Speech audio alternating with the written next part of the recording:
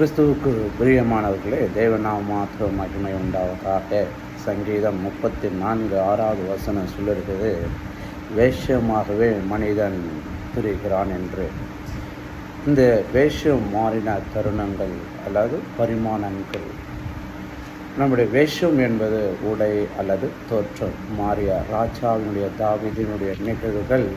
ஒன்று, அவன் ஒரு போர் வீரனாகவும், இரண்டாவது அவன் ராஜாவாகவும், மூன்றாவது அவன் ஒரு பலவீனமானவனாகவும் காணப்படுகிறான்.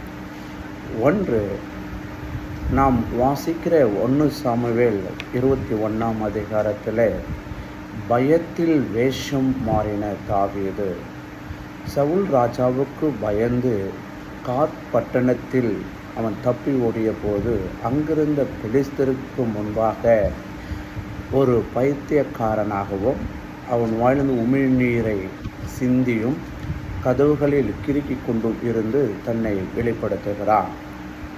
இது எப்படியாவது உயிர் பிழைக்க வேண்டும் என்பதற்காக. இந்த நிலை எதை உணர்த்துகிறது என்றால், இது விசுவாசத்தில் தளர்ந்த நிலையை காண்பிக்கிறது. ஆம் தேவ பிள்ளையே, அவன் உயிர் பிழைக்க வேண்டும் என்பதற்காக அவன் போட்ட வேஷம் அது. இரண்டாவது, பரிசோதனையில் வேஷம் மாறிய தாவீது, அதாவது பாவம்.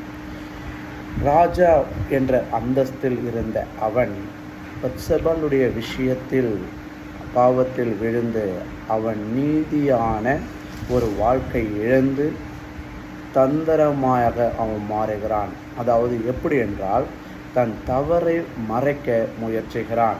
இது 2 சாமுவேல் 11 அதிகாரத்தில் குறிக்கப்பட்டிருக்கிறது. தன் பாவம் அவனை மாற்றிய நிலை என்று இது உதாரணம் சொல்லப்படுகிறது. அப்போ மனுஷன் வேஷமாக திரிகிறான்.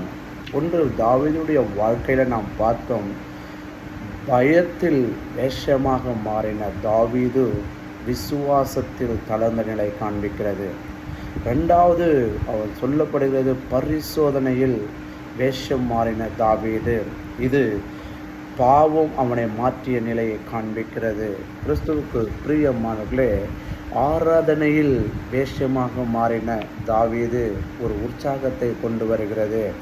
கர்த்தருடைய உடன்படிக்கை எருசலேமுக்கு கொண்டு வரப்பட்ட போது ஒரு ராஜாவுக்குரிய ஆடையை, அதாவது சிம்மாசனுடைய வஸ்திரம் கயற்றிவிட்டு சாதாரண லேவியருடைய சணநூல் ஏபோத்தை தரித்து எல்லோரோடு சேர்ந்து உற்சாகமாக ஆடினான்.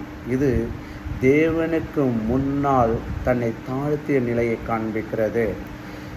கிறிஸ்துவுக்கு பிரியமானவர்களே, தேவன் நாம் மாத்திர மகிமை உண்டாவதாக.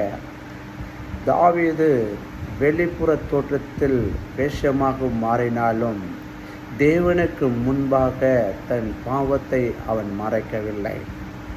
அதனால்தான் கர்த்தர் அவனை மன்னித்து தன் இருதயத்துக்கு ஏற்றவனாய் கர்த்தர் மாற்றினார். உங்களுடைய வாழ்க்கையும் அப்படிதான் இருக்க வேண்டும் தேவ பிள்ளையே.